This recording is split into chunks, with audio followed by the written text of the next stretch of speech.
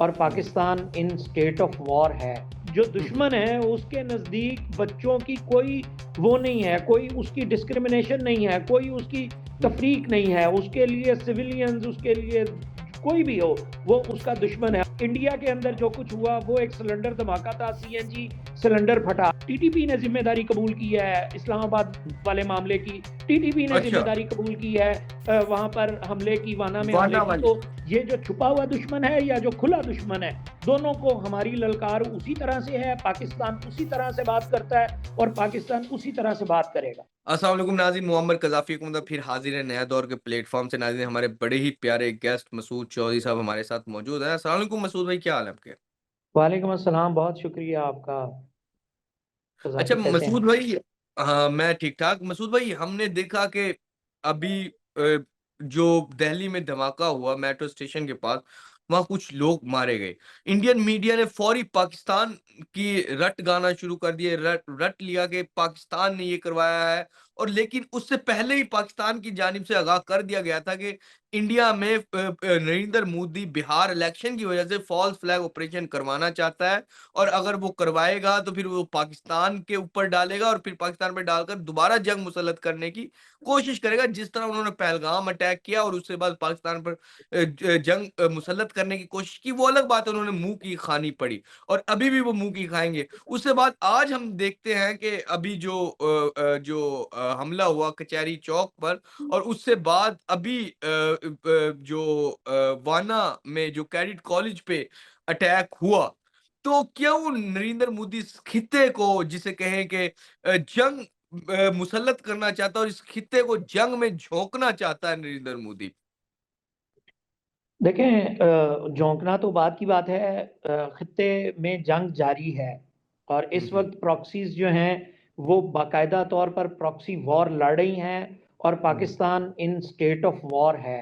इसमें जो हमारे मुक़तदरा इदारे हैं, हमारे अस्करी इदारे हैं, उनको तो कोई बिल्कुल कोई शक नहीं है इसमें। अवाम को हुँ, कोई शक हो तो वो अपनी जगह पे है, दीगर लोगों को कोई शक हो तो वो अपनी जगह पे है, लेकिन मुक़तदरा और दीगर जो हुकूमत है पाकिस्तान की और पाकिस्तान के अस्करी इदारे हैं, उनको बिल्कुल कोई शक नहीं है कि पाकिस्तान इन अ स्टेट ऑफ वॉर है। और हमारा जो अज़ली अबदी दुश्मन है वो बाकायदा तौर पर दहशतगर्दों को सपोर्ट कर रहा है और उस सपोर्ट की वजह से वो इस नौइयत की हरकतें करने में कामयाब हो रहे हैं। ज़ाहिर है, जिस भी दहशतगर्द को असला मिलेगा, जिस भी दहशतगर्द को मिसाइल मिलेंगे, जिस भी दहशतगर्द को रास्ता मिलेगा, जिस भी दहशतगर्द को सपोर्ट मिलेगी, तो वो इस तरह के काम करने के काबिल होगा। अदरवाइज कोई भी इस तरह के काम, इस तरह की कार्रवाइयां और इस तरह की हीनियस किस्म की जो वारदातें हैं वो करने के काबिल नहीं होगा। इस्लामाबाद के अंदर कचहरी चौक में कल धमाका हुआ, बड़ा अफसोसनाक धमाका, जिसके अंदर 12 से जायद लोगों की शहादतें हुई, 22 से ज़्यादा लोगों की जो है वो ज़ख्मी होने की इतलात हैं। फिर उसके अलावा उसका जो सर है वो ढूंढ लिया गया। फिर अब ट्रेसिंग की मदद से ये बात कंफर्म हुई कि खैबर पख्तूनख्वा से वो सफ़र करके जो है वो हमलावर वो जो है वो फैज़ाबाद आया और फैज़ाबाद से उसने बाइक ली और बाइक के ऊपर वो जो है वो कचहरी चौक पहुंचा जुमे वाले दिन, और जुमे से लेकर आज तक वो रैकी करता रहा। और फिर उसके बाद कोशिश की उसने 3 मरतबा कोशिश की कि वो एंटर हो जाए प्रेमिसेस के अंदर, लेकिन वो प्रेमिसेस में एंटर नहीं हो सका। तो वो उसने फिर उसके बाद पुलिस की वैन के नज़दीक जो है वो खुद को उड़ाया और जो है वो नुकसान किया बहुत ज़्यादा। जहाँ तक वाना के मामले की बात है, तो वहाँ पर दहशतगर्दों ने जो है वो बाकायदा तौर पर, जिस तरह देखें, एपीएस हम अभी आज तक नहीं भूले और एपीएस सानेहा जो है वो भी हम आज तक नहीं भूले। तो ये एक नया और ताज़ा ज़ख्म है जो हमारे बच्चों, देखें वहाँ पे मासूम बच्चे पढ़ते हैं।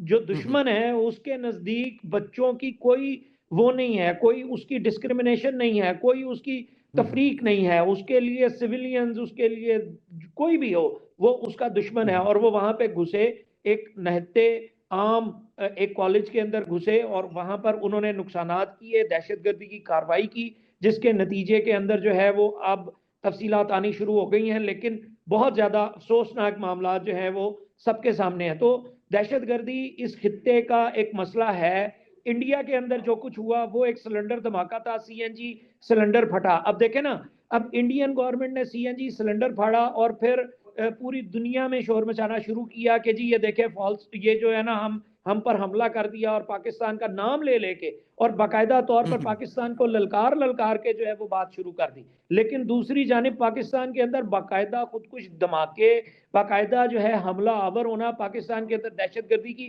कार्रवाइयां वो मुसलसल हो रही हैं। लेकिन दुनिया के सामने अब हिंदुस्तान अफसोस करे ना, हमारे साथ भी तो कोई अफसोस करे पूरी दुनिया में, कोई कहे ना कि हमारे भी बच्चे जो है वो शहीद होते हैं। पाकिस्तान ने दहशतगर्दी की जंग में सबसे ज्यादा कुर्बानियां दी हैं, और आज बिल्कुल तक पाकिस्तान कुर्बानियां दे रहा है। क्या हमारे ही बच्चों का खून सस्ता है? क्या हमें ही दर्द तकलीफ होनी चाहिए? क्या हम ही जो है वो पूरी दुनिया के अंदर अमन की बात करते रहे और जो है लाशें उठाते रहे? कौन इन लोगों को, फितना अल खारिज को और ये टीटीपी ने जिम्मेदारी कबूल की है इस्लामाबाद वाले मामले की, टीटीपी ने अच्छा जिम्मेदारी कबूल की है वहां पर हमले की, वाना में हमले वाना की। वाली तो अगर हाँ अगर ये लोग जिम्मेदारी कबूल कर रहे हैं और इनको हिंदुस्तान से और अफगानिस्तान से सपोर्ट मिल रही है, फाइनेंशियल सपोर्ट और वेपन की सपोर्ट मिल रही है, तो क्या दुनिया को नहीं चाहिए कि इन लोगों को बाज करवाए और इन लोगों को रोके कि भाई तुम किस तरह से ये काम कर रहे हो? तो बहरहाल दुनिया के दो स्टैंडर्ड्स हैं, इंडिया के भी दो स्टैंडर्ड्स हैं। वो अपने लिए किसी और तरह से चीजों को देखते हैं और हमारे लिए किसी और तरह से देखते हैं। जी बिल्कुल बिल्कुल। अच्छा सर, वाना में जो अटैक करने की कोशिश की, किस तरह दहशतगर्द आए, किस तरह तफसीलात थोड़ी सी बताएं ना। देखें, सबसे पहली बात तो ये कि हमारे बहादुर जवानों ने, पाकिस्तान आर्मी ने, मिलिट्री फोर्सेस ने, दीगर तमाम ने जो सबसे पहली जो जिम्मेदारी थी वो ये थी कि इस दहशतगर्दी के हमले को नाकाम बनाया जाए। तो ये उसको नाकाम बनाया। नाकाम बनाते हुए उन्होंने बाकायदा तौर पर जो सबसे पहला मामला था वो उनको काउंटर करना, वहां से उन्हें काउंटर किया। जाहिर है वहां पे ब्लास्ट भी हुए, फायरिंग भी हुई, दीगर तफसीलात भी अब हमारे सामने आ रही हैं। तो उसके बाद वो जो दहशतगर्द हमलावर, उन्होंने एक बिल्डिंग के अंदर पनाह ली जाके, वो वहां पर जाके छुप गए और वहां पर उन्होंने जो हमारे जो बच्चे हैं, उस कॉलेज के पढ़ने वाले बच्चे हैं, उन जो नहते बच्चे हैं, उनको यरगमाल बनाया। और जब यरगमाल बनाया तो फिर ये सेंसिटिव जो मामला है उसने मजीद सेंसिटिविटी इख्तियार की, और उसमें यह जरूरी हो गया कि बच्चों की जो सिक्योरिटी सेफ्टी है उसको उसको सिक्योर किया जाए, उसको बचाया जाए। तो उसके ऊपर फिर स्ट्रेटेजिकली जो है वो ऑपरेशन कंडक्ट किया गया पाकिस्तान आर्मी की जानिब से, और फिर दहशतगर्दों को एलिमिनेट करते हुए जो बच्चे हैं उनको सेफ एंड साउंड जो है वो निकाला गया, और वहां से जो एरिया है उसको क्लियर किया गया। ये बहुत जबरदस्त तरीके से स्ट्रेटेजिकली बहुत अहम ऑपरेशन है जिसको पाकिस्तान आर्मी ने कंडक्ट किया, दीगर मिलिट्री फोर्सेस ने कंडक्ट किया, और बर वक्त कार्रवाई करते हुए दहशतगर्दों को जहन्नुम वासिल किया। लेकिन इंतहाई अहम बात जो यहाँ पर यह है वो ये है कि दहशतगर्दों का रास्ता रोकना। देखिए, कोई भी किसी भी जगह पे हमलावर हो सकता है, वो किसी भी जगह पे कोई भी कार्रवाई कहीं पे भी कोई भी कर सकता है, ये हम बड़े दूर से, बड़ी देर से और बड़ा पुराना जानते हैं। लेकिन देखें, जो लोग हमारे साथ मुज़ाकरात करते हैं, जिन लोगों ने हमारे साथ मुज़ाकरात किए हैं, जिनमें दरमियान में गारंटर्स मौजूद हैं और जिनके अंदर बहुत सारी बातें मौजूद हैं, वहां पर दहशतगर्दों की कार्रवाइयों को रोकने में वो गारंटर्स जो हैं वो नाकाम है। तो अगर जंग ही लड़नी है किसी ने, तो फिर हम जो है वो इस तरह नहीं, सिविलियंस को नहीं, फिर आए हाँ मिलिट्री टू मिलिट्री जंग लड़ें, सब लड़ने को तैयार है। लेकिन सिविलियंस को टारगेट करने वाले बुजदिल दुश्मन जो है वो हमेशा अपना कार्रवाई करके निकल जाते हैं, और चोरों की तरह कार्रवाई करते हैं और निकल जाते हैं। ये इंतहाई बुजदिल लोग हैं, और ये किसी का भी जो है वो नुकसान तो कर सकते हैं लेकिन किसी को हरा नहीं सकते। तो हम, पाकिस्तान जो है वो स्टिल रिजिलियंट है, पाकिस्तान मजबूत है, पाकिस्तान का दिफा मजबूत है, ये बाहर से तो कुछ कर नहीं सकते। तो इस वजह से इस तरह की चोर दरवाजों से घुस के कार्रवाइयां करते हैं। बिल्कुल सर, जिस तरह एपीएस भी हुआ, और वो भी आप हमें नहीं हम बुला सकते, हम अ, उसका बहुत गम है, लेकिन समझ नहीं आती कि ये किस तरह के लोग हैं जो बच्चों को शहीद करने पर तुले हुए हैं। अगर आपकी किसी से जंग है तो आप उनसे लड़े, बच्चों का क्या कसूर होता है सर।